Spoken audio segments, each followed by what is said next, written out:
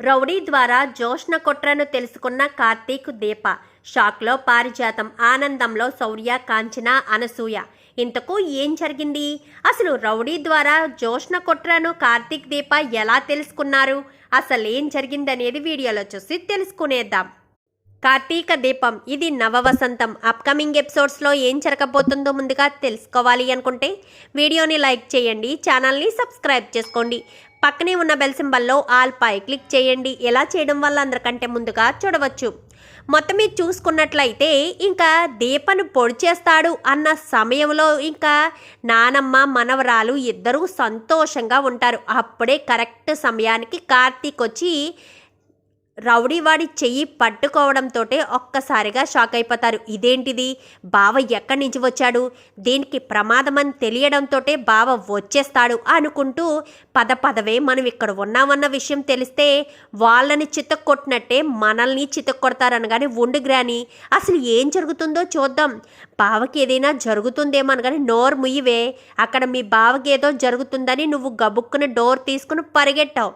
మీ బావకేమి కాదు, మనం ఇక్కడ అడ్డంగా దొరికిపోతాం, అప్పుడు మీ బావ మనల్ని పరిగెట్టించి కొడతాడు అని చెప్పాను. కానీ ఏం కాదు గ్రాని, టార్గెట్ మిస్ అవ్వదు చూడు, అలా చూస్తూ ఉండాను. కానీ ఇంకా దీప ఇటు కార్తీక్ వాళ్ళందరినీ కొడతారు. కొట్టి ఎవరు పంపించారు, దీపను చంపమని ఎవరు చెప్పారా అంటూ కాళ్ళ మీద అడిగేసి మరి కార్తీక్ అడిగేసరికి కళ్ళల్లో మట్టి కొట్టి మరీ అక్కడి నుంచి పారిపోతారు. పద ఇదే సరైన సమయం, మనము పోదామని ఇంకా వాళ్ళిద్దరు కూడా వెళ్ళిపోతారు. ఎవరై ఉంటారు కార్తీక్ బాబు అని చెప్పాను. కానీ అదే అర్థం కావట్లేదు దీప, నిన్ను కావాలని ఇక్కడికి పిలిపించారు, లేదంటే శౌర్యకు బాగోలేదని ఎందుకు పిలిపిస్తారు అంటే నీ గురించి బాగా తెలుసు, నీ ఫోన్ నెంబర్ తెలుసు, నీ పేరు తెలుసు, అందుకే పిలిపించారనగానే పదండి కార్తీక్ బాబు ఒకసారి శౌర్య దగ్గరికి వెళ్దామనగానే శౌర్యకి ఏం కాలేదు, నేను ఆల్రెడీ ఫోన్ చేసి కనుక్కున్న తర్వాతే ఇక్కడికి వచ్చాను, నేను తప్ప ఎవరు వెళ్ళినా కానీ అస్సలు శౌర్యని బయటికి పంపించరు అని చెప్పి ఇంకా కార్తీక్ అయితే ఇంటికి తీసుకువెళ్తాడే కానీ కార్తీక్ మాత్రం జోష్న పారిజాతాల మీదే అనుమానం ఉంటుంది. ఇంకా దీపక్ మాత్రం నరసింహేమోనని అనుకుంటూ ఉండగానే కార్తీక్ చీకట్లో రాయి వేసినట్టుగా వేయడంతో ప్రతిదానికి పారు గొడవపడి అన్నిటికీ అరుస్తుంది కదా, ఆ రకంగా దబాయించడంతో నాకు నువ్వు అరుస్తున్నావని అర్థమవుతుంది పారు, కానీ ఖచ్చితంగా మీరే చేశారని క్లియర్గా తెలుస్తుంది, సాక్ష్యం సంపాదించిన రోజున అప్పుడు చెప్తాను అంటూ ఫోన్ పెట్టేస్తాడు. సాక్ష్యమా, ఏం సాక్ష్యం సంపాదిస్తాడు, అక్కడేమీ సీసీ కెమెరాలు లేవు, ఎవరు కూడా లేరు, నువ్వేం కంగారు పడకు, బావేదో చీకట్లో రాయి వేశాడు, నువ్వు గనక బుక్ అయితే మాత్రం నన్ను బుక్ చేసేకు అని చెప్పి ఇద్దరు మాట్లాడుకుంటారు. ఇంకా కార్తీక్ అయితే ఏంటి కార్తీక్ బాబు ఇంకా దాని గురించి ఆలోచిస్తున్నారనగానే అంత ఈజీగా ఎలా మర్చిపోతాననుకుంటున్నావు దీప, అస్సలు మర్చిపోను, వాడిని కూడా వదిలిపెట్టినాను, కానీ వదిలేసేయండి కార్తీక్ బాబు, ఏదేమైనా ప్రమాదం నుంచి అయితే తప్పించుకున్నాను కదా అనగానే ప్రతిసారి నేను వస్తానని గ్యారంటీ లేదు, నువ్వు తప్పించుకోగలుగుతావన్న గ్యారంటీ లేదు, అలాంటి తప్పుడు ప్రమాదాన్ని మనం ముందే పసిగట్టాలి, అసలు ఇదంతా ఎవరు చేస్తున్నారన్న విషయం తెలుసుకోవాలి అని చెప్పనేసరికి ఇంతకీ నీకు ఆ రౌడీవాడు బాగా గుర్తున్నాడు అనగాని బాగా గుర్తున్నాడు కార్తీక్ బాబు, ఎందుకంటే నన్ను ఆటోలో తీసుకువెళ్ళింది వాడే కదా అని చెప్పనేసరికి సరే అయితే నేను ఒక స్కెచ్ ఆర్టిస్ట్ని పిలిపిస్తాను, వాడి పోలికలు చెప్పు, అప్పుడు అతను బొమ్మ గీసిస్తాడని. కానీ ఎందుకు కార్తీక్ బాబు ఇదంతా అనగానే లేదు దీప, ఖచ్చితంగా నీ మీద హత్యా ప్రయత్నం చేసిందే ఎవరన్న విషయం ఖచ్చితంగా తెలుసుకోవాలి అని చెప్పనేసరికి సరే కార్తీక్ బాబు అని చెప్పి ఇంకా వెంటనే కార్తీక్ కాస్త బయటికి వెళ్ళి తనకు ఇన్స్పెక్టర్ తెలుసు కదా, ఇన్స్పెక్టర్కి తెలిసిన స్కెచ్ ఆర్టిస్ట్ని కార్తీక్ ఇంటికి తీసుకొస్తాడు. ఎవరు బాబు కార్తీక్ ఈయన అని చెప్పాను కదా దీప, స్కెచ్ ఆర్టిస్ట్ని తీసుకొస్తానని అని చెప్పాను. కానీ ఈయనేనా, రండి కూర్చోండి అనగానే లేదు మనం బయటికి వెళ్దాం రా దీప అని చెప్పి ఇద్దరు కూడా గార్డెన్లోకి వెళ్తారు. ఇంకా అక్కడే అక్కడ బోర్డు పెట్టుకుంటాడు, చెప్పు దీప అని చెప్పనేసరికి పోలికలు చెప్తూ ఉంటుంది. కార్తీక్ కూడా చూస్తాడు, కానీ ఆ హడావిడిలో పోలికలు చెప్పలేకపోతాడు. దీప అయితే బాగా చూసింది కదా, ఇంకా దీప పోలికలు చెప్పడంతో మొత్తానికైతే డ్రాయింగ్ గీసేస్తారు. వీడే బాబు వీడే అని చెప్పనేసరికి సరే నువ్వు వెళ్ళని డబ్బులు ఇచ్చి పంపించేస్తాడు. డబ్బులు ఏమీ తీసుకోవద్దన్నారు సార్ అనగానే పర్వాలేదు తీసుకో, నేనేమీ చెప్పనులే అని చెప్పి కార్తీక్ డబ్బులు ఇచ్చి ఆ స్కెచ్ ఆర్టిస్ట్ని కాస్త పంపించేస్తాడు. పంపించేసిన తర్వాత ఇంకా సరే కార్తిక్ బాబు, నేను ఒకసారి కడియం బాబాయ్ హోటల్ వరకు వెళ్ళొస్తాను, కానీ ఏంటి దీప ఎంత జరిగిన తర్వాత కూడా నువ్వు ఒంటరిగా వెళ్తానంటున్నావా? ఎందుకు కడియం బాబాయ్ హోటల్ దగ్గరికి అనగానే బాబాయ్కి బాగాలేదంట బాబు అందుకోసమనే ఒక్కసారి వెళ్ళి చూసొస్తాను అనగానే సరే పద ఇద్దరం వెళ్దామని చెప్పి కార్తీక్ దీప ఇద్దరు కూడా వెళ్తారు. ఇద్దరు కూడా వెళ్ళేసరికి హాస్పిటల్లోనే కడియాన్ని జాయిన్ చేస్తారు. ఇంకా హాస్పిటల్కి వెళ్ళి చూస్తూ ఉండగా ఇంకా పక్క బెడ్ మీదే ఇక్కడ తన్నులు తిన్న వాళ్ళంతా కూడా హాస్పిటల్లో జాయిన్ అవుతారు. గవర్నమెంట్ హాస్పిటల్లోనే కడియం బాబాయ్కి కూడా డబ్బు లేదు కదా, గవర్నమెంట్ హాస్పిటల్లోనే జాయిన్ అవుతారు.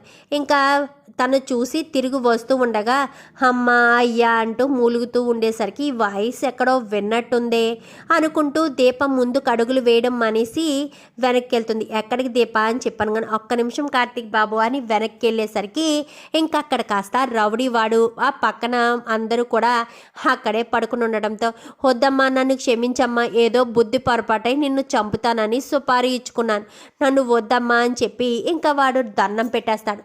సరే నిన్నేమీ చేయను, కానీ నిన్ను నా దగ్గరికి పంపించింది ఎవరు అని చెప్పనగానే ఆవిడ పేరు నాకు తెలీదు అని చెప్పనగానే ఆవిడ అంటున్నావు అంటే ఆడవాళ్ళ అని చెప్పనగానే అవును ఇద్దరు ఆడవాళ్ళు వచ్చారు అని చెప్పనేసరికి ఇద్దరు ఆడవాళ్ళు వచ్చారా అని చెప్పనగానే అవును ఒక ఆవిడ కొంచెం పెద్ద ఆవిడ ఒక అమ్మాయి అని చెప్పనేసరికి ఎవరై ఉంటారు కార్తీక్ బాబు అనగానే ఉన్నారు కదా వీళ్ళిద్దరే అయ్యి ఉంటారు, ఒక్క నిమిషం అని చెప్పి వెంటనే కార్తీక్ ఫోన్ తీసి జోష్న పారిజాతం ఇద్దరి ఫోటోలు చూపించేసరికి అవును సార్ ఈవిడే సగం అమౌంట్ ఇచ్చింది, మిగిలిన అమౌంట్ పని అయ్యాక ఇస్తానంది అనగానే ఎవరిని చంపమంది అనగానే ఇంకెవరిని సార్ ఈ దీప మేడంనే, ఈ దీపనే చంపి వెనకాల ఫోన్ నెంబరు అన్నీ కూడా ఇచ్చారు, అయినా మీరు అక్కడ చూడలేదేమో ఫైట్ జరిగేటప్పుడు వాళ్ళు అక్కడే ఉన్నారు, కారులో నా ఇద్దరు కూడా కూర్చుని చూస్తూనే ఉన్నారండి, మీరు చూసుకోలేదు అని చెప్పనేసరికి సరేనని ఇంకా సరే ఈ డబ్బులు తీసుకుని మీరు అందరూ వైద్యం చేయించుకోండి అనగానే చాలా థ్యాంక్స్ బాబు, మీరే కొట్టి మీరే డబ్బులు ఇస్తున్నారు, మీరు చాలా గొప్పవారు అని చెప్పాను, కానీ ఇంకెప్పుడు ఇలాంటి పిచ్చి పనులు మాత్రం చెయ్యకండి, ప్రాణాలు తీయడం అంత ఈజీగా ఉందనుకుంటున్నారా? ఆ ప్రాణం పోతే ఆ కుటుంబం అంతా ఎంత బాధపడుతుందో మీకేం తెలుసు, ఇంకెప్పుడు ఎలాంటి పని చేయకుండా బుద్ధిగా పని చేసుకోండి అనగానే సరే బాబు బుద్ధి వచ్చింది, ఇలాంటి ఈవిడ దొరికింది కదా, ఇలాంటి వల్ల అందరూ తగులుతారు, మేము హాస్పిటల్లోనే సరిపోతాం, ఆయన ఈవిడ కొట్టిన కొట్టడికి మళ్ళీ మేము ఏమైనా చేయగలమా అని చెప్పి అనుకుంటూ ఉంటారు. ఇప్పుడు ఏం చేద్దాం కార్తీక్ బాబు అనగానే ఏం చేద్దామా రా, ఏం చేస్తానో చూద్ది కానీ అని చెప్పి నేరుగా శివనారాయణ దగ్గరికి తీసుకొచ్చేసరికి చాలా బాగా పెంచావు తాత నీ మనవరాల్ని అని చెప్పాను, కానీ నా పెంపకం గురించి నువ్వు పేర్లు పెట్టడం ఏంట్రా, నిన్నే మీ అమ్మ సరిగ్గా పెంచుంటే నువ్వు ఎలాంటి పని చేస్తావు అని చెప్పాను, కానీ నేనేమి ఎవరిని హత్య చేయమని చెప్పలేదు, ఎవరిని చంపమని చెప్పలేదు, నీ మనవరాలే ఏకంగా మనుషుల్నే పురమాయించింది అని చెప్పనేసరికి ఒక్కసారిగా షాక్ అయిపోతాడు శివనారాయణ.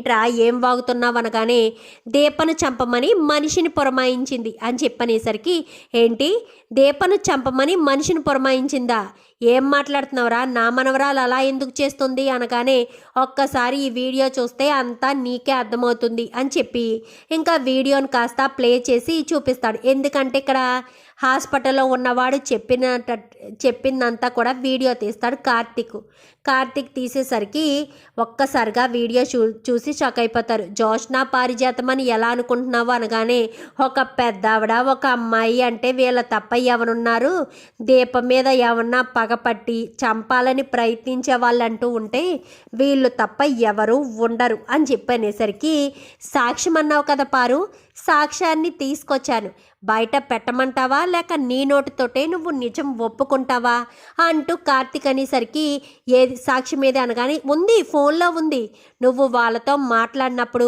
మీరు అక్కడే ఉన్నారు కదా, దీపను హత్య చేసినప్పుడు మొత్తం సీసీ కెమెరా చెక్ చేసి తీసుకొచ్చాను, మీరు ఆ తోటలోకి వెళ్ళడం సీసీ ఫుటేజ్లో రికార్డ్ అయిందనగాని అక్కడెక్కడ సీసీ కెమెరా ఉందే అనగాని తోట కదా ఉండే ఉంటుంది, నువ్వు నోరు ముయ్యి అనగానే అది కార్తీక్ నేను కాదు జోష్న అని చెప్పి భయంతో నిజాన్ని బయట పెట్టేస్తుంది.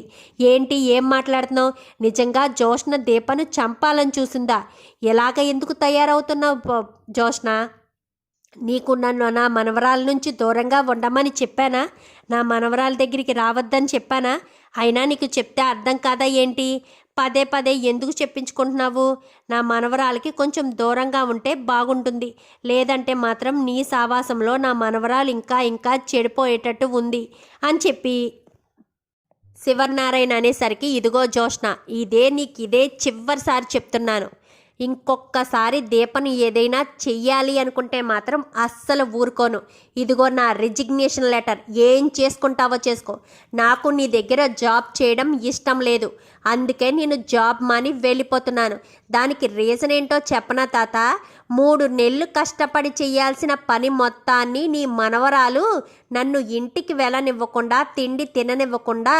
రాత్రంతా కూడా అక్కడే ఉంచి మరీ పని చేయించింది, ఒక్క రోజులో కంప్లీట్ చేయించింది ఆ వర్క్, నేను తిండి తినలేదు, అసలు టీ కాఫీ కూడా ఏమీ ముట్టుకోలేదు, అలాగ స్ట్రగుల్ అనుభవిస్తూనే ఆకలితోనే పని పూర్తి చేశాను, ఇంత కష్టం నేను చేయలేను, నా వల్ల కాదు, ఆయన ఇంత టార్చర్ పడుతుంటే నేను ఎందుకు చూస్తూ ఊరుకోవాలి, నాకేమన్నా గతి లేక మీ దగ్గర పని చేస్తున్నానా, అందుకే నా రిజిగ్నేషన్ లెటర్ ఇచ్చేసి వెళ్దామని వచ్చాను, నీకు ఇదే చివరిసారి చెప్తున్నాను జోష్న, ఇంకొకసారి నా భార్య జోలికి వస్తే మాత్రం నిన్ను చంపేస్తాను అంటూ ఇంకా కార్తీక్ అయితే వార్నింగ్ ఇస్తాడు. ఒక్కసారిగా జోష్న షాక్ అయిపోతుంది. చూద్దాం మరి రాబోయే ఎపిసోడ్స్లో ఏం జరుగుతుందో. వీడియో నచ్చితే లైక్ చేయండి, ఛానల్ని సబ్స్క్రైబ్ చేసుకోండి, పక్కనే ఉన్న బెల్ సింబల్లో ఆల్ పై క్లిక్ చేయండి. ఇలా చేయడం వల్ల అందరికంటే ముందుగా నోటిఫికేషన్ రూపంలో మీరే చూడగలుగుతారు. Thank you for watching.